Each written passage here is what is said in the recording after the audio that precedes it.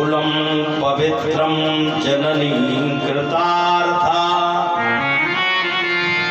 वसुंधरा पुण्यवती च तेन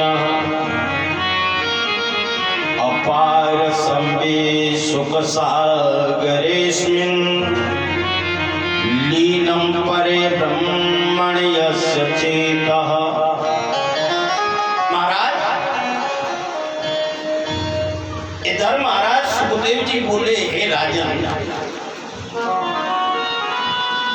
जब इस प्रकार का श्राप लगा तो द्वितीय महर्षि कश्यप के वीर को 100 वर्ष तक अपनी गोद में रखी गई। 100 वर्ष तक द्वितीय ने किसी बालक को जन्म नहीं दिया।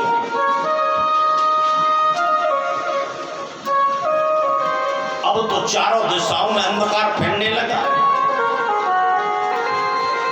जब अंधकार फैलने लगा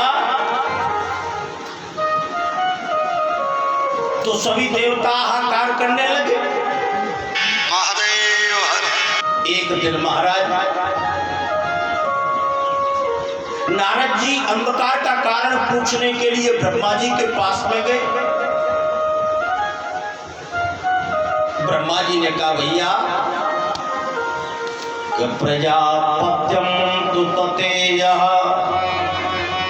परतेजो अनंदिति ददार वर्षाणि शतं संकमाना सुदासना। ब्रह्मा जी कहने लगे कि दिति के गर्भ में जो बालक पल रहे हैं उसी के कारण चारों दिशाओं में अंधकार फैल रहा है। नारद जी ने पूछा, महाराज ऐसा क्यों हो रहा है? तो ब्रह्मा जी कहने लगे, नारद जी आपको नहीं मालूम, एक बार मेरे मानस पुत्र सनकादिक ऋषि भगवान के दर्शन करने के लिए बैकुंठ चले गए और जैसे ही बैकुंठ गए तो द्वार पर जय विजय नामक 2 पार्षद खड़े हुए थे। संत वेश में सनकादिक ऋषि जैसे ही अंदर जाना चाहते हैं, जय विजय नामक चौकीदारों ने सनकादिक ऋषियों को रोक दिया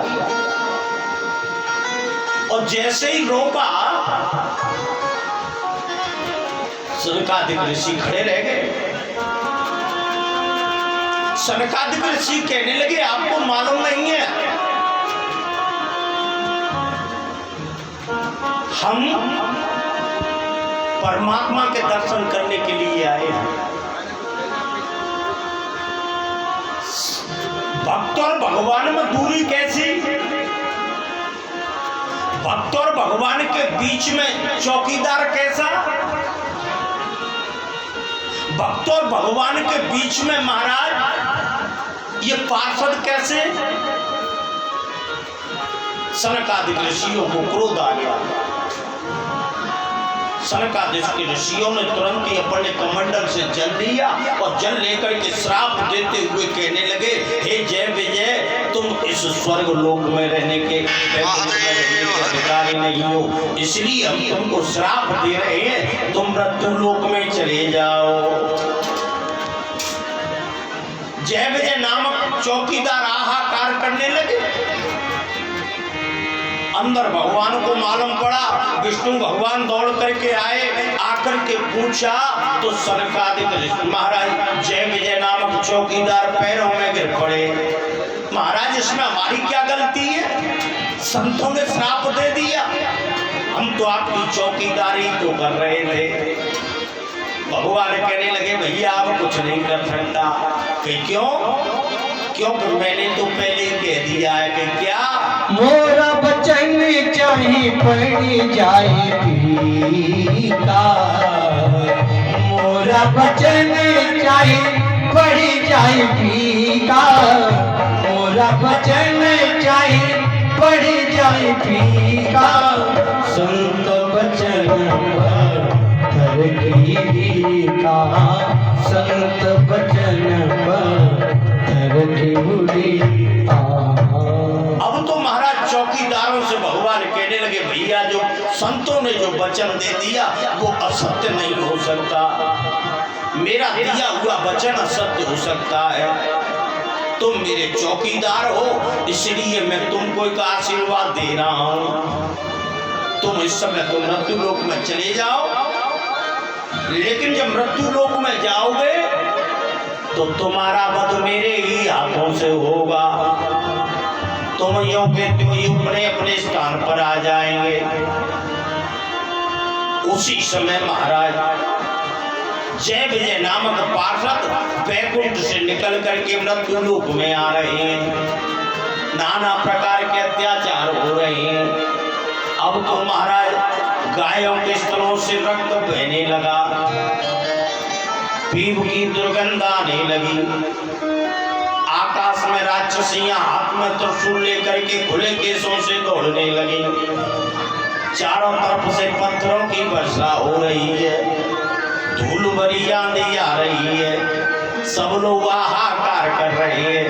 और तुरंत ही महाराज दिति के गर्भ से 2 पुत्र हुए। जन्म लेते ही इन दोनों बालकों का मुकुट आकाश को छू रहा था। जब ये चलते तो पृथ्वी के पैरों के नीचे झुक जाती थी। किंतु सम्यात्म भुजाम गीतम कारणं संकयोज्यता ततः सर्वे न्यवर्तन्त्र त्रिवेगे वायते बहुकसः। महर्षि कश्यप ने दोनों पुत्रों का नामकरण संस्कार किया। बड़े पुत्र का नाम हिरण्यकश्यपु तथा छोटे पुत्र का नाम हिरण्याक्ष रख दिया। दोनों पुत्रों का नामकरण संस्कार कर दिया। एक दिन हिरण्याक्ष अपने महाराज कंधे पे गदा लेकर के युद्ध के लिए ललकारता हुआ रास्ते में जा रहा है। तदेव मार्कंड जले सभासितम महामनाश्च